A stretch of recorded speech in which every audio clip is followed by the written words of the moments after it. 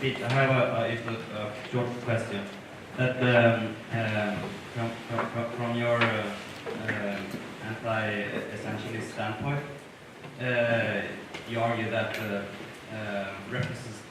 representation is like a political subject is produced through representation.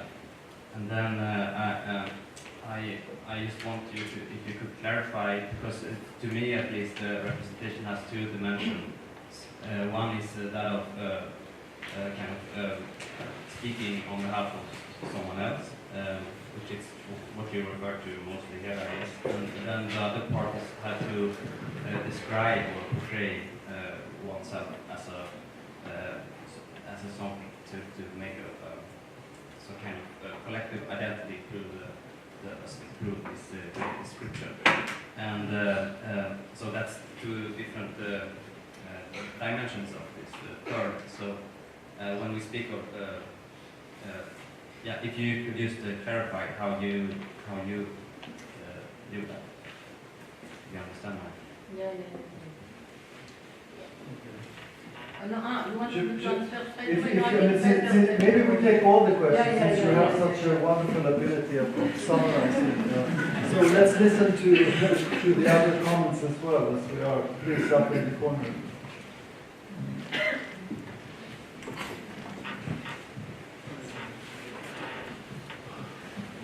Yes, I also want to begin with to say thank you for a very great speech. And I was wondering a bit, how do you view the European Union when it comes to agorism?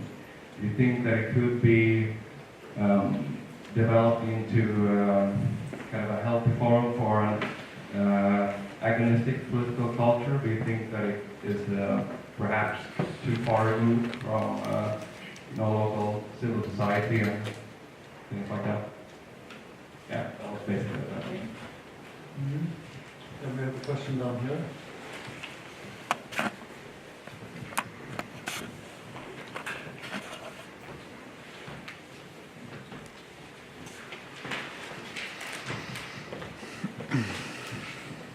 Yes, thank you for your speech. I was wondering if you can give us what is your expectation. You talked about this convergence toward the center right, center left, as a cause of the crisis of representation. No? I was thinking, what is your explanation of this phenomenon as also as a result of something else? So this convergence towards the center has its own causes, and I was wondering if you can give us your explanation of what is it that led us to this situation, because I think we all have witnessed it in the 80s and 90s to this process. You mentioned the Thatcherian politics in UK. I come from Italy. I've witnessed the rise of Berlusconi and its rise again and again and again. So I was wondering, I mean, these people are not dictators, they are democratically elected. And so I'm not entirely convinced of this idea that we have been witnessing a de-democratization of societies, because people have voted for these people, and even in the last elections, after a huge crisis, in Italy, 1 over 3 persons has voted for the center right, and in these 2 decades, the radical left still existed, but less and less people voted for them. So I was wondering, what is your explanation of this phenomenon? Okay, thank you. Then we have a last question over the other side.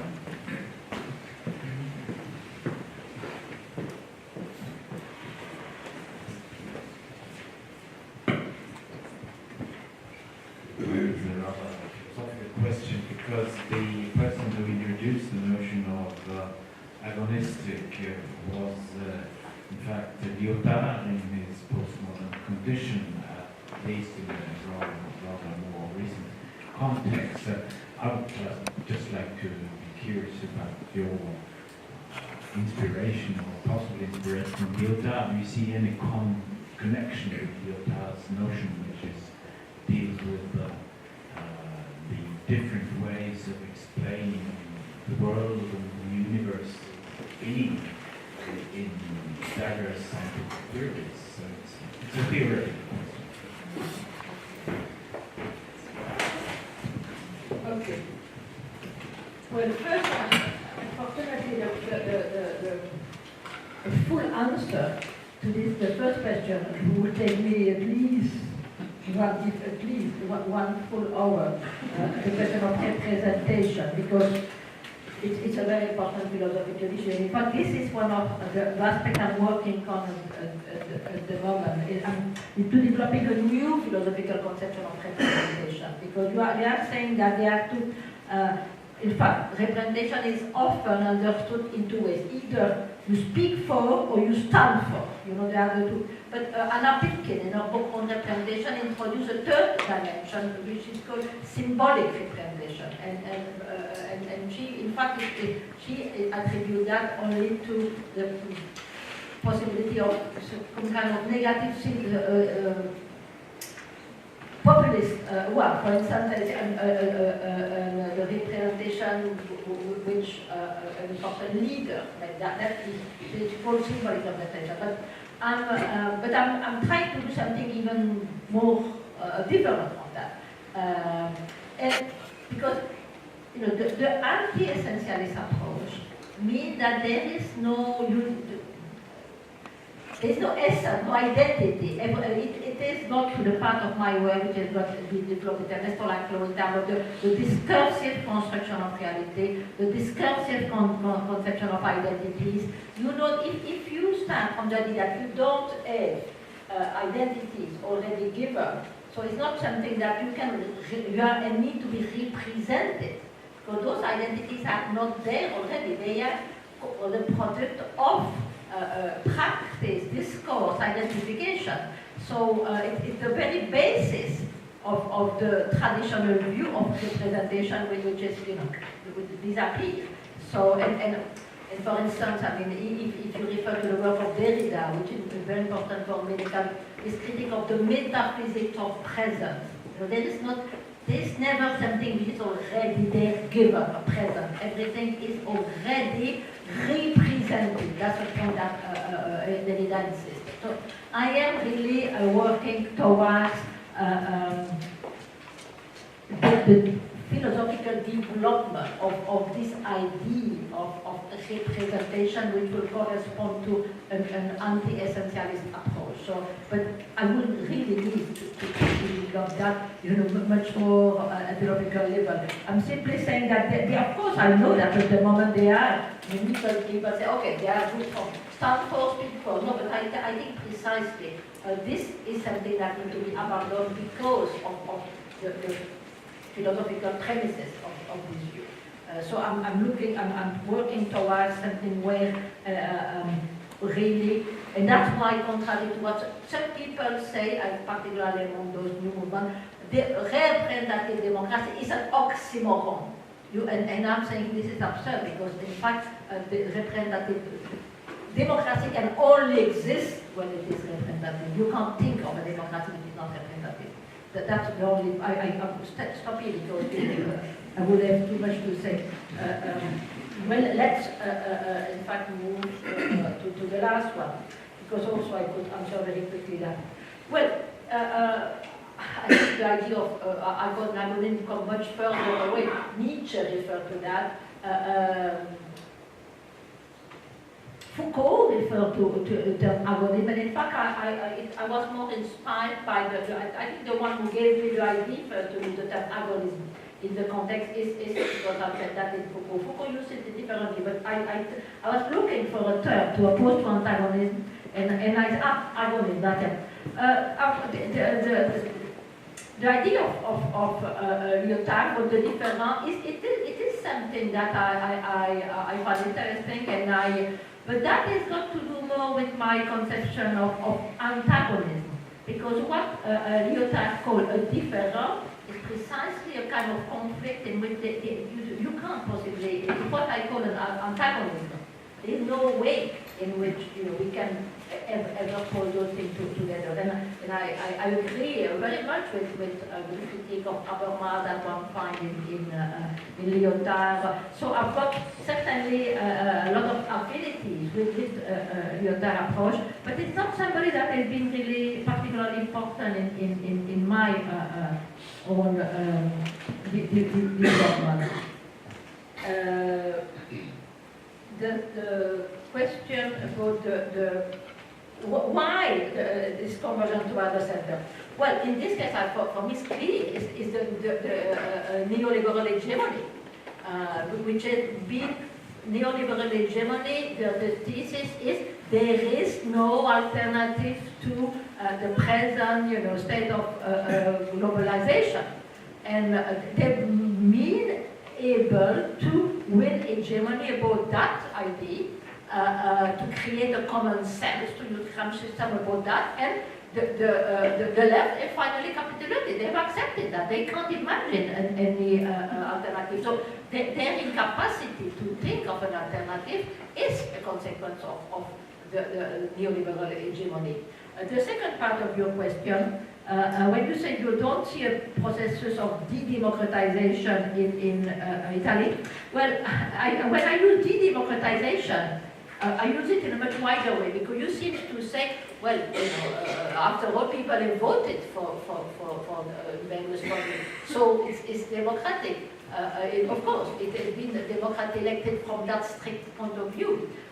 But of course, de-democratization and the way it is used, and it's not a concept that I personally have coined, it's used in many different contexts today. There have been a setback with respect to a series of things which have been won over. For instance, all the destruction of the welfare state, the process of privatization, this is what is referred to as de-democratization. So, right, that has been won through a struggle, working class struggle, and more general struggle, it has not taken away. Through democratic struggle. So it's not simply a question of voting or not voting. So the fact that Berlusconi is being elected, it's not at all a proof that there is no de-democratization in Italy. And what you, in general, your point, yeah, of course, it's rather worrying that